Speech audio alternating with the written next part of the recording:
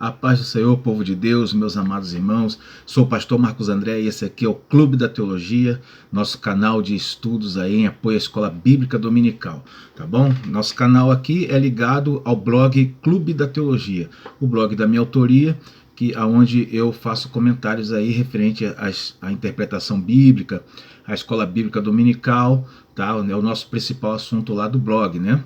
Bom, e aqui, né, nós vamos a mais um vídeo aí que é para o subsídio da lição de número 9 da revista Betel Conectar, tá? Essa revista para jovens da editora Betel, revista Conectar Jovens, né?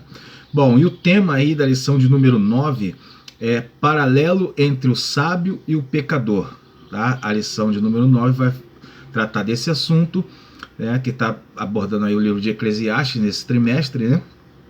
Tá bom? Vou deixar aí na descrição, como sempre, né, o link para essa lição lá, que está publicada lá no Clube da Teologia, no nosso blog lá, tá? E vou deixar também um link para você quiser adquirir o meu livro, né?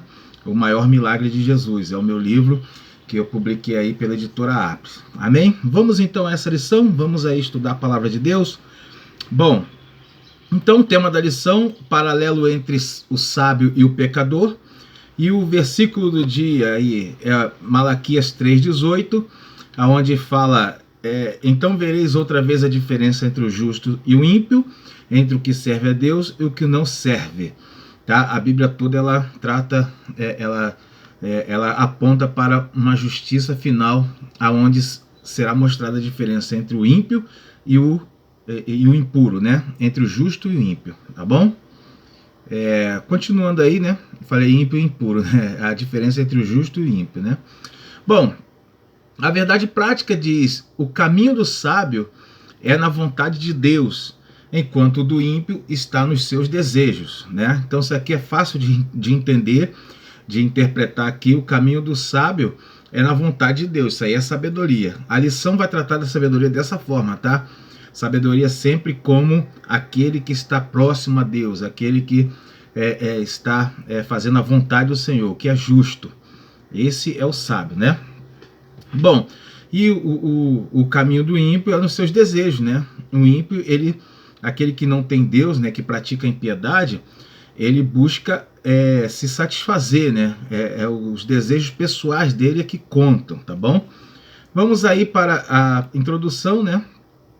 Na introdução, eu separei essa parte que diz assim: Deus sempre tem a vida para o homem, porém muitos procuram invenções, como diz Eclesiastes 7:29, né? Então muitos aí, o que acontece?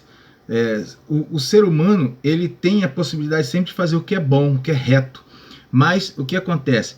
O próprio ser humano é quem se destrói, não é Deus que destrói o ser humano. A gente vê assim a Bíblia, Deus fazendo justiça, mas é o próprio ser humano que busca a destruição, né? Ele não consegue, aquele que está sem Deus, não consegue ver o que tem de mais importante na vida dele, bem junto a ele, né? A família, né? A salvação, tá?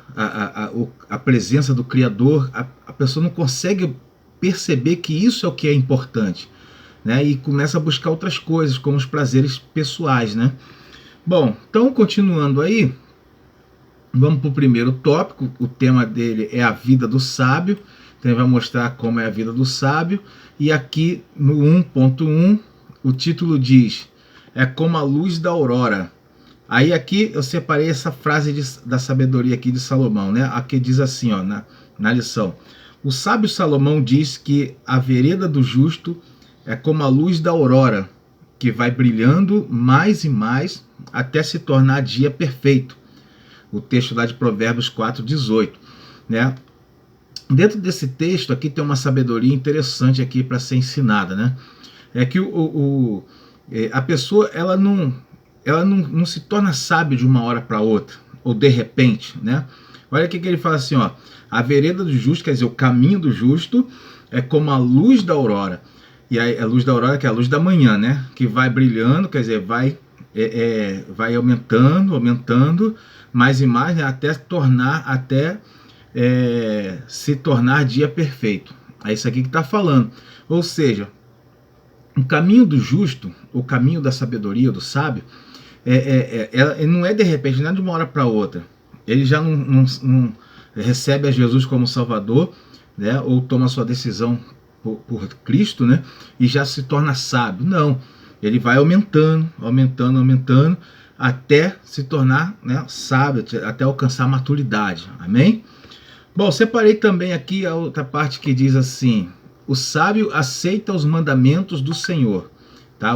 Peguei um dos parágrafos aqui, e ele diz assim, ó, o sábio aceita os mandamentos do Senhor e confia exclusivamente em Deus. Então, lembrando que aqui a lição trata como sábio aquele que busca Deus, né? Porque a gente vê pessoas aí na sociedade que são tidas como sábios, né? São filósofos, são pessoas, né, de grande influência, vistos como sábios, mas a lição não está tratando disso. Ele está colocando o sábio como aquele que é justo, aquele que serve a Deus, né? É isso aqui que a lição está tratando como sábio, né? O livro de Eclesiastes aponta dessa forma. A Bíblia até fala que o temor do Senhor é o princípio da sabedoria, né? Então quem não teme a Deus não é sábio, tem aparência de sábio, né? Bom, aí aqui até convido você, professor, a confrontar os alunos, né? Vai pergunta diretamente aos seus alunos, diretamente a eles, né? Você tem confiado exclusivamente em Deus? Você confia em Deus com exclusividade? Aí cita exemplos, né? Tem exemplos para isso, né? Você vai estudar para uma prova do Enem, por exemplo.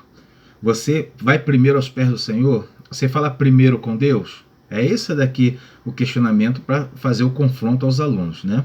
Para poder eles apertar eles aí, né? Fazer eles interagir, né? O aluno tem que refletir se ele está de acordo com o que está sendo ensinado, né? Ensinamento só para conhecer não vale a pena, né? Ensinamento tem que confrontar a pessoa mesmo, tá? Bom, então aí no 1.2 vamos para esse subtópico. O tema é buscando sempre a sabedoria, tá? O subtópico 1.2, e separei essa parte que diz aqui, ó: a Bíblia diz que se alguém tem falta de sabedoria, deve pedir a Deus, que é a fonte de toda a sabedoria, né? Isso aqui, o interessante disso aqui é o seguinte: aquele que pede a Deus sabedoria, ele não deve achar que ele vai de repente dormir e acordar sábio, né? Não foi assim que aconteceu com Salomão e não é assim que vai acontecer com ninguém. Quando alguém pede sabedoria, Deus vai abrir o seu entendimento para você observar e conhecer as coisas ao seu redor. Deus vai te dar ânimo para o estudo, né? Para você buscar a sabedoria, e vai te dar revelações, né? O Senhor vai trabalhar para que você se esforce e alcance a sabedoria. É isso aqui que cada pessoa, cada um de nós temos que ter ciência disso aí, tá bom? Então não vai ser de uma hora para outra. A sabedoria vai vir da observação, da dedicação ao estudo, né? De colocar em prática, saber colocar em prática todo o conhecimento. É isso aí, assim que é a sabedoria. Bom, e vamos também separar a parte aí que diz: infelizmente as pessoas têm um grande problema com o uso do tempo, sempre procrastinando. Amém? Bom, isso aqui é o seguinte, isso aqui é um grande problema da nossa sociedade moderna, principalmente com a nossa juventude, jovens, acontece muito isso aqui. O que é procrastinar, né? Pode até perguntar isso aí para os alunos, né? Faz aí uma enquete aí com os alunos se eles entendem isso, né? O que é procrastinar, tá? Procrastinar é deixar para depois, não tomar atitude no momento oportuno, não fazer o que é certo na hora, ali no momento, né? A pessoa vai deixando para depois, né? Então, quer dizer, aqui está apresentando um grande problema, né, da nossa sociedade moderna. As pessoas não utilizam o tempo corretamente.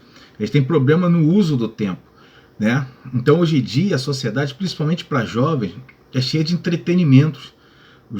Muitos jovens, talvez esteja na sua sala de aula aí, tem isso bem agora, né? Muitos jovens estão passando por isso, inclusive crentes. Eles ficam o dia todo em redes sociais, o dia todo em WhatsApp, em jogos eletrônicos, em filmes, né? E aí o que acontece? O que acontece? A vida vai passando e ele não é acrescentado em nada. Você vai ver jovens depois que vai estudar para uma prova de um concurso, um negócio, ou até mesmo um Enem, e não passa, não consegue. Por que não consegue? Porque ele passou a vida toda perdendo tempo, né? Perdendo tempo com coisas que não edificam, como por exemplo redes sociais, né? Isso aí tem que ser ensinado para essa juventude, tem que ser alertado eles sobre isso, tá? Os jovens têm que aprender, né? Não podem procrastinar o tempo, tá? Vamos lá. No segundo tópico, o tema é o pecador e a vida de perdição. E o primeiro subtópico desse tema aí é o 2.1. O título dele é esse, ó, uma vida sem paz, né? Então aqui vai falar do pecador, né? Do ímpio. Aí eu separei a parte que diz aí, ó, a Bíblia diz que o ímpio não tem paz, embora viva uma vida regada de efêmeros prazeres e pseudos amizades, de prosperidade material e muitas vezes aquinholada, ele não consegue desfrutar da verdadeira paz que só se encontra em Deus, né? Por que ele não consegue? Ele não tem acesso a essa paz, né? E aqui eu já vou dizer que paz é essa, né? É aquela paz que Jesus prometeu. Jesus, ele é o caminho para essa paz, né? Jesus falou assim, ó, deixo-vos a paz, a minha paz vos dou, né? Então ele é o príncipe da paz, é ele quem dá a paz, e não é a paz que o mundo entende, né? Qual é a paz que o mundo entende? Pergunte isso aí para os seus alunos, né? Vale a pena fazer eles participarem da aula. Qual é a paz que o mundo entende? A paz para o mundo, paz, é a ausência de conflitos, né? A pessoa viver sem conflitos, um casamento sem conflitos, um emprego sem conflitos. Para o mundo essa pessoa está em paz. Mas a paz que a Bíblia apresenta, a que Jesus dá, não é essa, né? Quem vem para a igreja, para os pés do Senhor Jesus, ele não vai viver uma vida sem conflitos. Ele vai sim passar por muitas dificuldades, muitos conflitos, muitas guerras. A paz que a Bíblia nos promete e que Jesus nos dá é a paz com Deus. Paulo fala que em Cristo nós temos paz com Deus, é a paz com o Criador.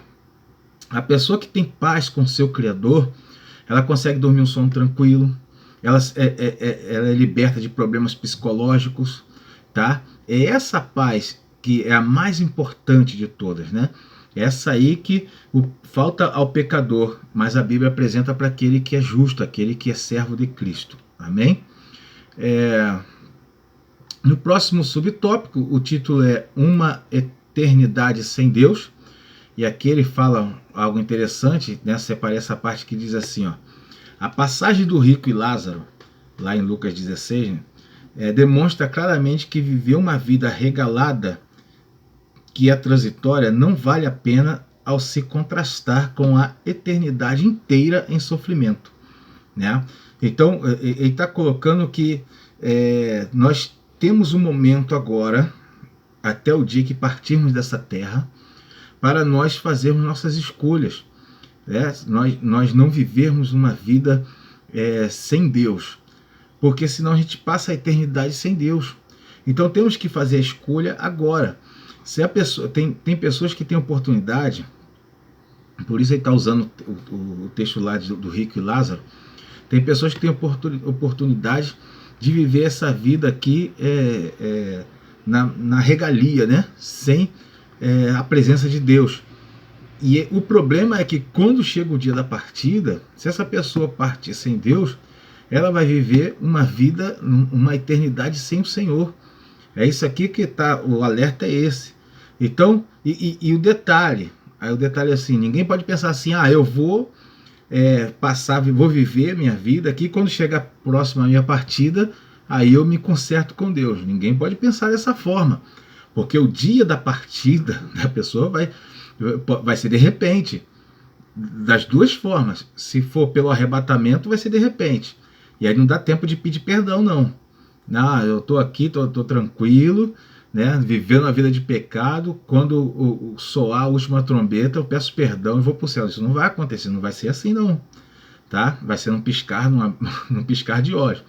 A outra situação é quando vem a morte. E aí a pessoa vai saber quando vem a morte? Como é que vai saber, né? E a pessoa viveu a vida toda longe do Senhor, aí no dia da morte a pessoa se converte. Será que isso aí, essa conversão é de coração? Tá? Deus sabe, irmão. Deus vai saber, com certeza, se é de coração ou não, ou se está só por causa do dia da morte. Aí não vai ter perdão, ué. Vai dar perdão para uma conversão sem ser de coração? Não, isso não existe, né? Então vamos lá. Vamos para o próximo, né? Para o 3, que é o justo versus ímpio. Qual a sua escolha? E aqui é uma palavra de confronto mesmo, né? Justo versus ímpio. Qual a sua escolha? Bom, o 3.1, o tema é o homem é cheio de maldade. Que vai falar como que é o ímpio, né? Aí eu separei a parte que diz aí assim, ó. Dentro da teologia cristã, entendemos que herdamos a natureza pecaminosa de Adão. Mas, através do sangue de Jesus no Calvário, temos a possibilidade de viver uma nova vida com Cristo Jesus. Né? Então nós tínhamos a natureza adâmica em nós, mas através da crucificação, né? Através da entrega de Jesus ali, o sangue dele vertido, nós podemos mudar a nossa condição. É isso aqui que a lição está apresentando. O ser humano, ele traz a maldade adâmica, né? Ele traz essa maldade, né, do pecado desde Adão. Mas ele pode modificar isso, a sua vida pode ser mudada. Então essa aqui é a questão, tá? Então isso aqui vale a pena arguir os alunos, né? Se eles realmente fizeram, eles se apropriaram disso realmente. Pergunte aos seus alunos se eles se apropriaram dessa bênção, se realmente a vida deles foi mudada, ou será que eles ainda vivem uma vida, né, uma vida de pecado? Porque a verdade é que muitos que estão dentro da igreja, tá? Vai ter pessoas dentro da igreja que vivem uma vida de pecado, tá? Quando ninguém está vendo, a pessoa é um pecador, né? Então isso acontece, tá bom? Então não queremos uma juventude de duas caras, não, uma juventude que dentro da igreja é uma bênção, fora da igreja é uma treva. Não é esse o propósito do evangelho. Tá bom? Então isso aí vale a pena confrontar os alunos nisso daí também. No 3.2, o título é Existem desvarios no coração do homem, tá? E aí eu separo lá no final desse subtópico a parte que diz assim: diariamente todos têm escolhas a fazer, ser corruptos ou não, fazer justiça com as próprias mãos ou não. São estas escolhas diárias que nos afastam do pecado ou de Deus, né? Então aqui está dizendo que tudo vai redundar nas nossas escolhas, né? Tudo, a bênção ou a maldição na nossa vida vai ser resultado das nossas escolhas, né? Então cada um tem que escolher o que é o melhor para a sua vida. Deus vai respeitar a tua escolha, tá? Se você pode escolher, você vai escolher se tu quer servir a Deus ou não, se você quer ir à igreja ou não, se você quer ler a Bíblia ou não, se você vai orar ou não. A vida toda se resume a escolhas. Você escolhe desde o momento que abre os olhos, né, quando acorda durante o dia, até a hora que vai dormir. Está fazendo escolhas. E dependendo das suas escolhas, você poderá ir ou não para o céu, e estar ou não na presença de Deus. Tá? Isso aqui que é a questão, esse que é o ponto aqui. Tá bom? Vale a pena perguntar aos seus alunos como é que tem sido a sua escolha. Qual é o tipo de escolha que você tem feito? Será que você tem orado, né? Será que você tem estado na presença do Senhor? Ou será que você só reserva tempo para os seus amigos? Só tem tempo para as redes sociais? Será que você tem lido a Bíblia? Então vale a pena confrontar os alunos nessas questões, tá bom? Aí no final, assim, uma oração com eles, porque o Espírito Santo com certeza vai tocar nos alunos, vai tocar na mente deles, no coração, tá bom? Glórias a Deus por isso, né? Vale a pena ler esses textos aí, tá, irmãos? Porque eu quero lembrar os irmãos o seguinte: todo o conteúdo que eu estou falando aqui com os irmãos, ele tem uma porção assim filosófica, né? Uma filosofia cristã que eu estou passando. Mas o que é a arma do Espírito Santo é a palavra de Deus. Então tudo que eu estou falando aqui, todas essas questões filosóficas de filosofia cristã que eu estou apontando, elas têm que ser embasadas aí nesses textos de referência. Então vale a pena pegar esses textos, ler com eles, tá? Isso aqui é importante, porque aí você lança a semente e o Espírito Santo vai fazer a obra na vida desses alunos, tá? Bom, na conclusão, diz aí, ó, todos nós temos as mesmas oportunidades para o bem e para o mal. Portanto, precisamos estar conectados em Deus para construir uma vida com sabedoria, tá? Então, aí vale a pena deixar uma pergunta aqui, né, para os alunos, né? Você, professora, professor, pergunte aí para os seus alunos. Você que é aluno que está aqui, né, assistindo esse vídeo aqui, tá? Eu deixo a pergunta para você. Que conexão é essa, né? Aqui fala assim, ó, precisamos estar conectados em Deus. Como é essa conexão com Deus? Como ela funciona, tá? Como que ela ocorre? Vale a pena a gente meditar um pouquinho nisso daqui. Como que é a nossa conexão com Deus? Tá? Qual é o meio, né, para que isso aconteça? Que o teu espírito esteja ligado no Espírito do Senhor. Tá?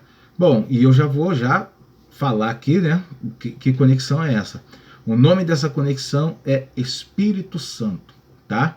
Ele habita no coração do ser humano, do convertido, daquele que é justo, que pratica a justiça de Deus. Habita esse coração. E a partir desse habitar do Espírito Santo, você tem a ligação com o Pai. Tá bom? Nessa aula que você vai estar ministrando, nessa aqui que eu estou passando para você, você pode sentir a presença de Deus. Você pode sentir Ele falando com você. Eu falando aqui e o Espírito Santo testificando no seu coração. Tá? Por quê? Por causa da tua conexão com Deus. Tá bom? Isso aqui vale a pena perguntar para os alunos e trazer essa referência para eles, amém? Glória a Deus por isso. Deus abençoe então cada um dos irmãos que estão aí compartilhando desse vídeo, tá? Se inscreve aí no nosso canal, não deixe de se inscrever, tá? Visita lá nosso blog, o Clube da Teologia, adquira o meu livro, né? Faça aí uma aquisição aí pela internet, vou deixar os links aí na descrição, tá bom? Para você ser abençoado. Já saiu um e-book também, quem quiser gostar de ler no tablet aí, também poder ler também esse livro de forma digital. Bom, e espalhe aí essa novidade, né? Compartilhe esse vídeo com outros irmãos, outros alunos, outros professores de escola dominical. Deus abençoe a tua vida. Até o próximo vídeo.